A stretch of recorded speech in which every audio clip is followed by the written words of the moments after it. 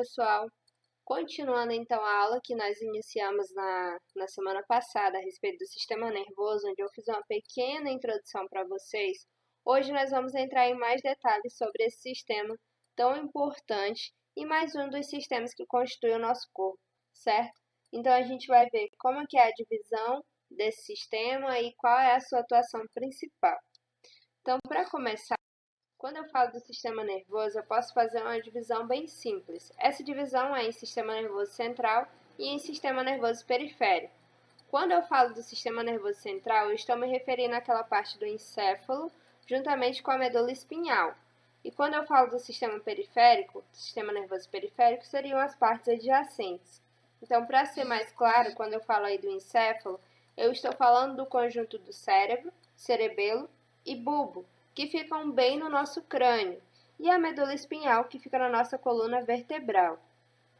E todos eles estão ligados a todas as partes do nosso corpo, estão comandando tudo o que acontece, todas as nossas ações voluntárias e involuntárias, graças aos nossos nervos que estão ao redor. É claro que se você tiver algum problema, tiver algum impacto, você pode acabar desenvolvendo problemas graves e fazendo com que eles não consigam atuar como deveriam. Tá bem? E aí, um problema muito comum é o problema chamado de meningite. O que é a meningite? É quando um líquido que a gente tem que funciona como redutor de choques mecânicos, que vai estar evitando danos em caso de impactos na cabeça e na coluna, ele não vai conseguir funcionar como deveria, porque ele vai estar com algumas das suas partes inflamadas, que essas partes se chamam meninges, tá bem? E aí, seguindo, eu mostrei para vocês um pouquinho já a respeito desses dois sistemas, dessa divisão, né? Mas para a gente relembrar, qual que é a responsabilidade, qual que é a atuação do sistema nervoso central? O sistema nervoso central, que é essa parte aí do nosso cerebelo e da nossa medula espinhal, ela vai estar interpretando todas as mensagens que vêm de todas as partes do nosso corpo, para que a gente faça simples movimentos de mexer a nossa mão, de levantar o braço, de andar. Tudo isso só é graças a essas mensagens que são recebidas e são rapidamente interpretadas. Se a gente for pegar essa parte aí do encéfalo, a gente consegue ainda fazer mais uma divisãozinha, tá? Que seria no cérebro, a gente tem essa parte em vermelho que a gente chama de telencéfalo, e em verde, essa parte bem pequena de diencéfalo. Já no tronco encefálico, a gente tem o mesencéfalo, que é essa parte em preto, tá? Temos a ponte, que está representada em laranjado, e o bulbo, que está em azul. E, numa cor marrom, a gente tem aí o que é chamado de cerebelo, tá?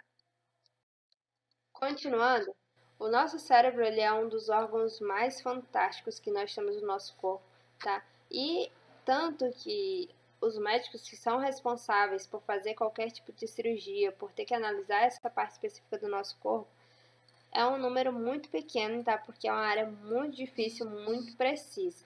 Então, quais que são as funções que eu posso encontrar dentro do nosso cérebro? Por exemplo, para que a gente possa fazer o simples movimento voluntário dos nossos olhos, é uma área do cérebro específica. Para que eu consiga falar, para que eu consiga me mover, para que eu possa sentir as minhas emoções. Então, se você tem algum acidente, se você faz uma cirurgia e de repente ela é mal sucedida e uma dessas partes for minimamente mexida, for modificada, você pode até perder alguma dessas habilidades, tá? E aqui essa imagem também que eu retratei para vocês na aula anterior, mostrando para vocês que a gente tem essa divisão aí entre o lado direito e o lado esquerdo, tá? Sendo que cada parte do nosso cérebro, dependendo de onde a gente está falando, da região específica, cada uma tem uma responsabilidade, uma ação que ela se identifica mais. Por exemplo, o lado direito é mais para a consciência artística, enquanto que o lado esquerdo mais para o pensamento analítico, e assim por diante. Aqui a gente tem uma vista lateral, tá? Uma vista de lado e uma vista superior. Como que seria eu vendo de cima? O que eu consigo identificar? Consigo identificar que eu tenho as divisões em lobos. Eu tenho o lobo frontal, tenho o lobo parietal, tenho o lobo occipital e o temporal. E, pela vista superior, eu posso separar em hemisfério direito e hemisfério esquerdo. Todos esses conhecimentos, essas divisões são extremamente necessárias que sejam precisas para que eu saiba exatamente do que eu estou falando. Se eu tiver algum sintoma, por exemplo, eu tenho que saber identificar o máximo possível, porque se de repente eu associar um lado errado a uma localização errada, eu posso acabar fazendo uma confusão aí que pode gerar consequências muito graves.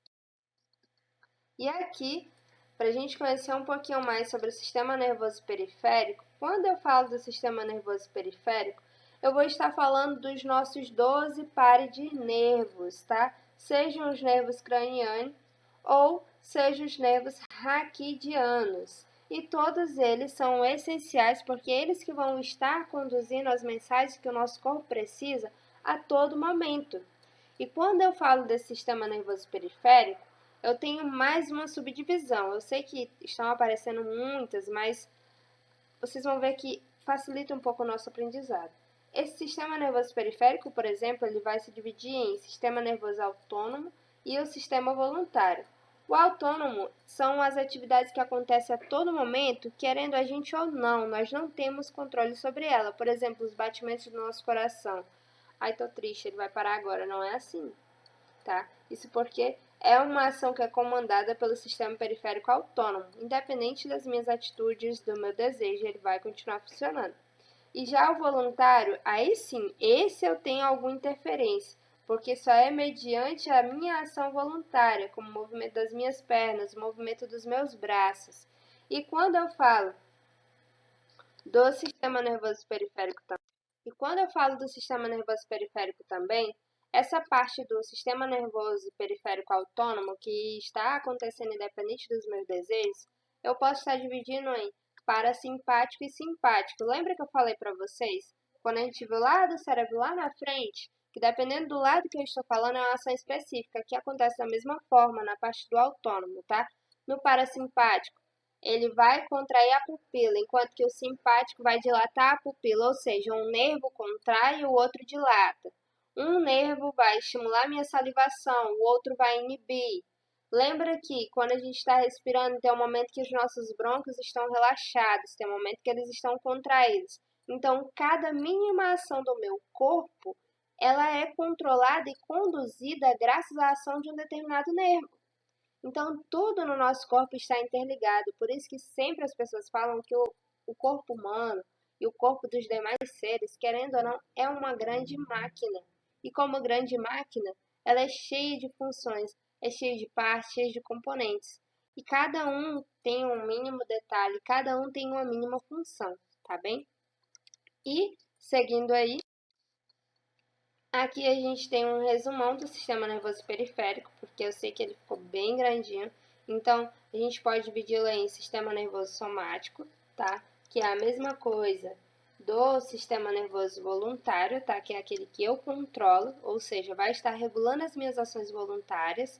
E eu tenho dentro do sistema nervoso periférico também o sistema nervoso autônomo, que é aquele que, independente dos meus desejos, ele vai estar acontecendo, sendo que ele acontece de duas formas. Eu tenho a parte simpática e a parasimpática, ou seja, enquanto o simpático vai estar estimulando o funcionamento dos órgãos, o parasimpático vai estar inibindo, porque no meu corpo tem esse equilíbrio. Uma hora eu preciso estar estimulando, outra hora eu preciso estar inibindo. Lembra que uma hora eu preciso contrair, uma hora eu preciso relaxar, por exemplo. Lembra lá do que a gente viu já sobre o sistema respiratório, que a gente já viu sobre o sistema digestório, sobre o sistema cardiovascular. Então, o sistema nervoso simpático ele tem a formação, por exemplo, dos nervos espinhais, enquanto que o sistema nervoso parasimpático, a formação dele é diferente. Vão ser nervos, só que agora os nervos cranianos, que ficam nas extremidades da minha medula. E já lá o sistema nervoso simpático são os nervos espinhais que ficam mais na minha região torácica, mais na região lombar, tá? Então é isso, gente. O sistema nervoso ele é fantástico. Só pra gente encerrar, a gente tem aqui as células que compõem o sistema nervoso, que são células bem específicas, no caso são os neurônios, tá?